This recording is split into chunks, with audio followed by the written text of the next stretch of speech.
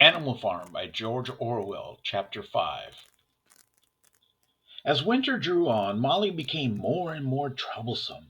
She was late for work every morning and excused herself by saying that she had overslept, and she complained of mysterious pains, although her appetite was excellent.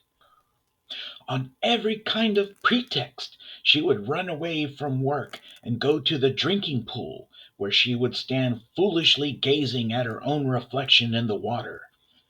But there were also rumors of something more serious.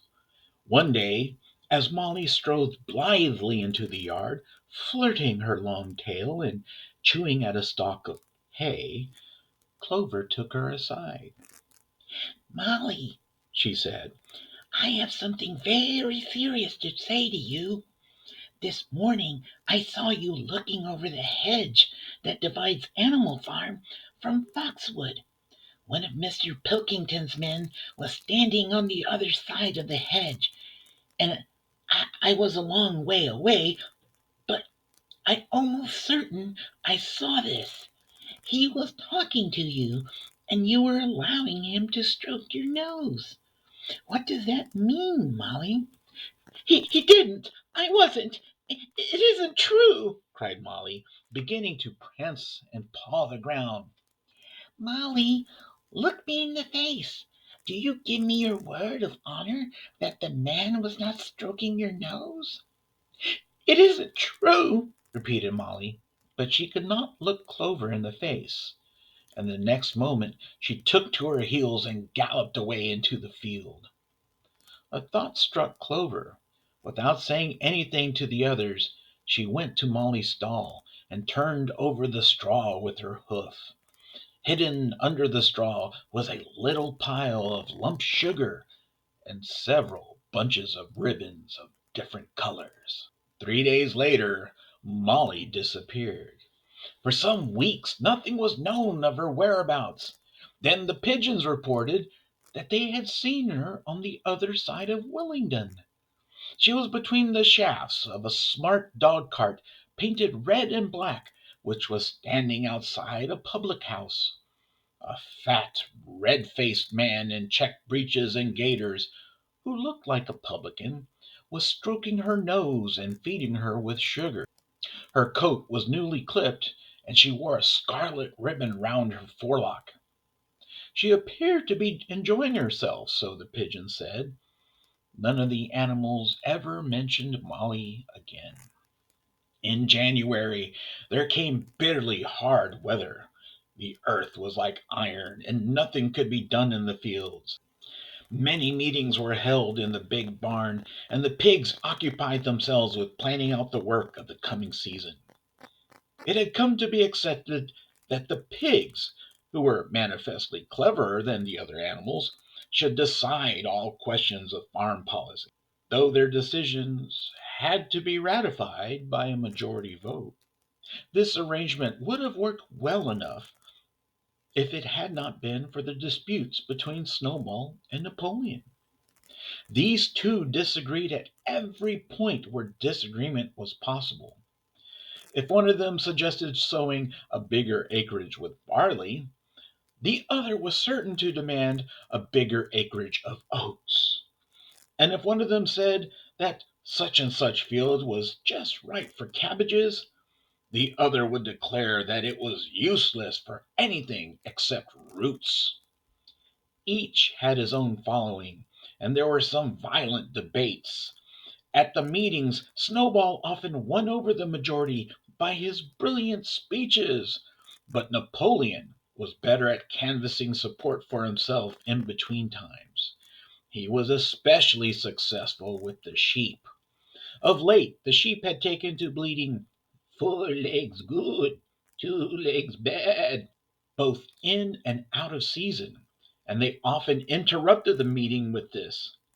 It was noticed that they were especially liable to break into "four legs good, two legs bad" at crucial moments in Snowball's speeches.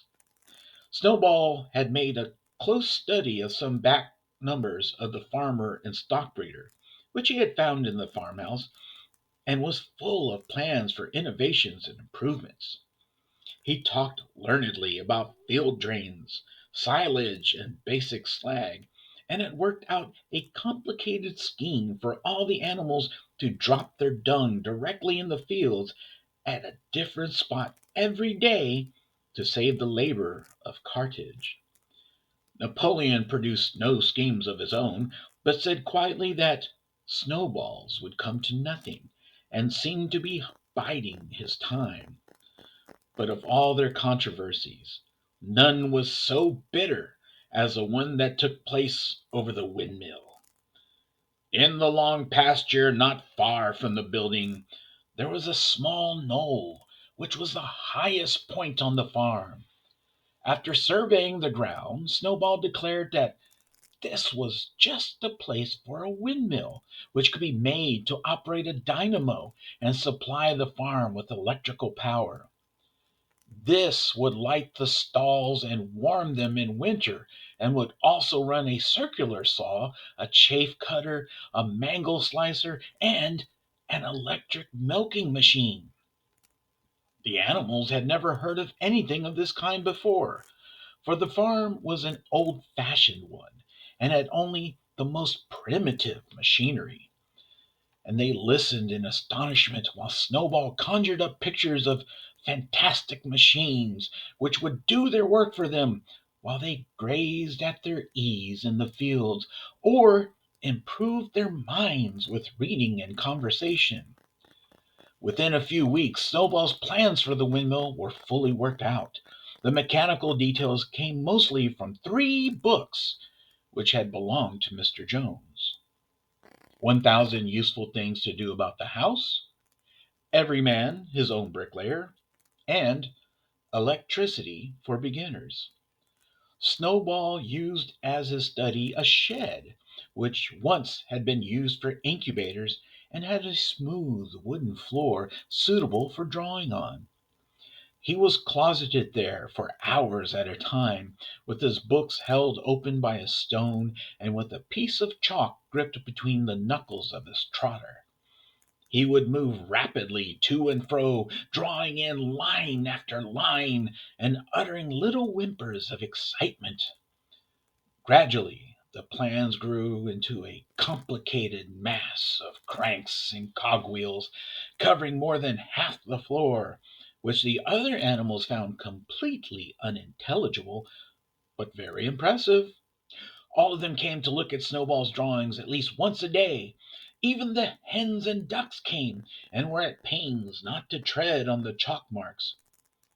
Only Napoleon held aloof. He had declared himself against the windmill from the start. One day, however, he arrived unexpectedly to examine the plans. He walked heavily round the shed, looked closely at every detail of the plans, and snuffed at them once or twice, then stood for a little while contemplating them out the corner of his eye. Then suddenly he lifted his leg, urinated over the plans, and walked out without uttering a word. The whole farm was deeply divided on the subject of the windmill. Snowball did not deny that to build it would be a difficult business. Stone would have to be quarried and built up into walls. Then the sails would have to be made, and after that there would be need for dynamos and cables. How these were to be procured, Snowball did not say, but he maintained that it could all be done in a year. And thereafter, he declared, so much labor would be saved that the animals would only need to work 3 days a week. Napoleon, on the other hand, argued that the great need of the moment was to increase food production, and that if they wasted time on the windmill, they would all starve to death. The animals formed themselves into two factions under the slogans, "Vote for Snowball in the 3 day week," and "Vote for Napoleon and the full manger." Benjamin was the only animal who did not side with either faction. He refused to believe either that food would become more plentiful or that the windmill would save work. Windmill or no windmill, he said, life would go on as it had always gone on. That is, badly. Apart from the disputes over the windmill, there was the question of the defense of the farm. It was fully realized that though the human beings had been defeated in the Battle of the Cowshed, they might make another and more determined attempt to recapture the farm and reinstate Mr. Jones. They had all the more reason for doing so because the news of their defeat had spread across the countryside and made the animals on the neighboring farms more restive than ever. As usual, Snowball and Napoleon were in disagreement. According to Napoleon, what the animals must do was to procure firearms and train themselves in the use of them. According to Snowball, they must send out more and more pigeons and stir up rebellion among the animals on the other farms. The one argued that if they could not defend themselves, they were bound to be conquered. The other argued that if rebellions happened everywhere, they would have no need to defend themselves. The animals listened first to Napoleon, then to Snowball, and could not make up their minds which was right. Indeed, they always found themselves in agreement with the one who was speaking at the moment. At last the day came when Snowball's plans were completed. At the meeting on the following Sunday, the question of whether or not to begin work on the windmill was to be put to the vote. When the animals had assembled in the big barn, Snowball stood up, though occasionally interrupted by bleating from the sheep, set forth his reasons for advocating the building of the windmill. Then Napoleon stood up to reply. He said very quietly that the windmill was nonsense and that he advised nobody to vote for it. Promptly sat down again. He had spoken for barely 30 seconds and seemed almost indifferent as to the effect he produced. At this, Snowball sprang to his feet and, shouting down the sheep, who had begun bleating again, broke into a passionate appeal in favor of the windmill. Until now, the animals had been about equally divided in their sympathies, but in a moment Snowball's eloquence had carried them away. In glowing sentences he painted a picture of Animal Farm as it might be when sordid labor was lifted from the animals' backs. His imagination had now run far beyond the chaff cutters and turnip slicers. Electricity, he said, could operate the threshing machines, plows, harrows, rollers, and reapers and binders, besides supplying every stall with its own electric light, hot and cold water, and electric heater. By the time he had finished speaking, there was no doubt as to which way the vote would go. But just at this moment Napoleon stood up and, casting a peculiar sidelong look at Snowball, uttered a high-pitched whimper of a kind no one had ever heard him utter before. At this there was a terrible baying sound outside, and 9 enormous dogs wearing brass-studded collars came bounding into the barn. They dashed straight for Snowball, who only sprang from his place just in time to escape their snapping jaws. In a moment he was out of the door, and they were after him. Too amazed and frightened to speak, all the animals crowded through the door to watch the chase. Snowball was racing across the long pasture that led to the road. He was running as only a pig can run, but the dogs were close on his heels. Suddenly he slipped, and it seemed certain that they had him. Then he was up again, running faster than ever. Then the dogs were gaining on him again. One of them all but closed his jaws on Snowball's tail, but Snowball whisked it free just in time. Then he put on an extra spurt, and within a few inches to spare, slipped through a hole in the hedge, and was seen no more. Silent and terrified, the animals crept back into the barn. In a moment the dogs came bounding back. At first no one had been able to imagine where these creatures came from, but the problem was soon solved.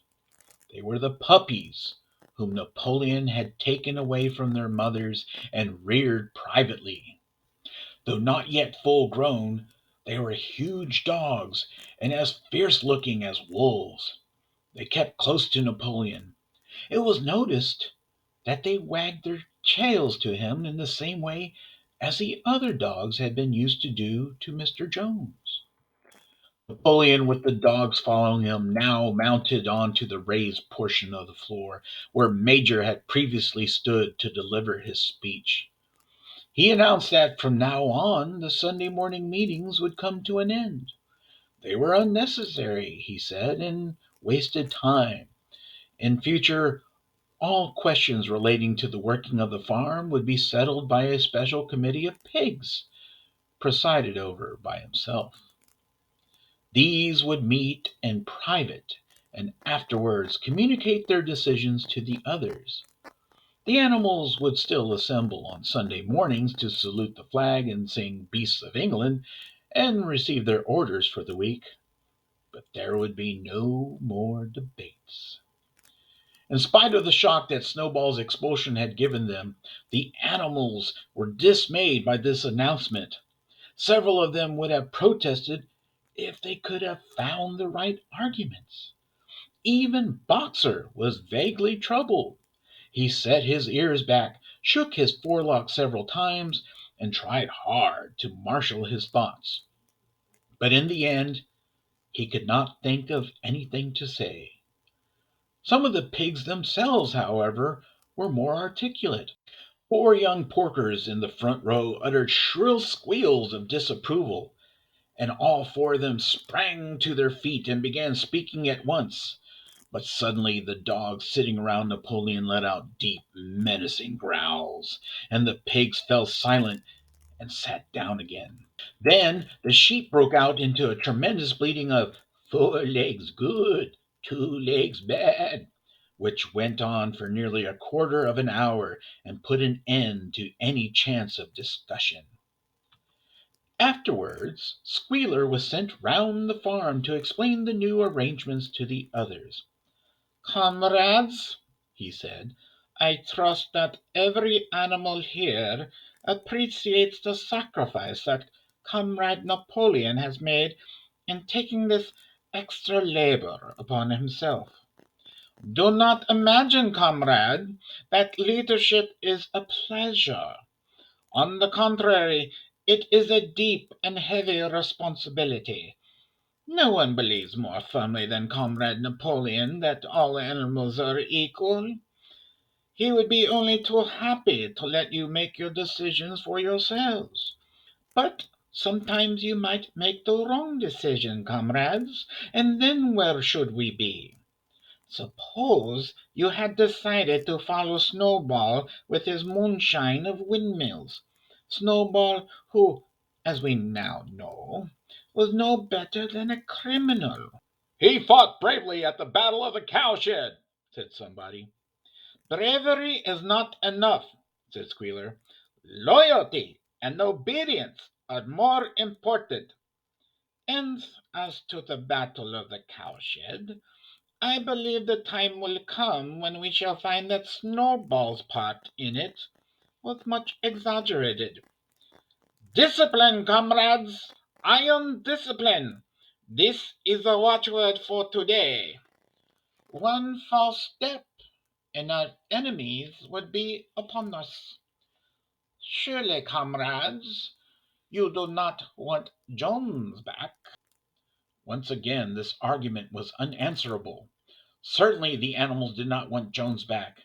If the holding of debates on Sunday mornings was liable to bring him back, then the debates must stop.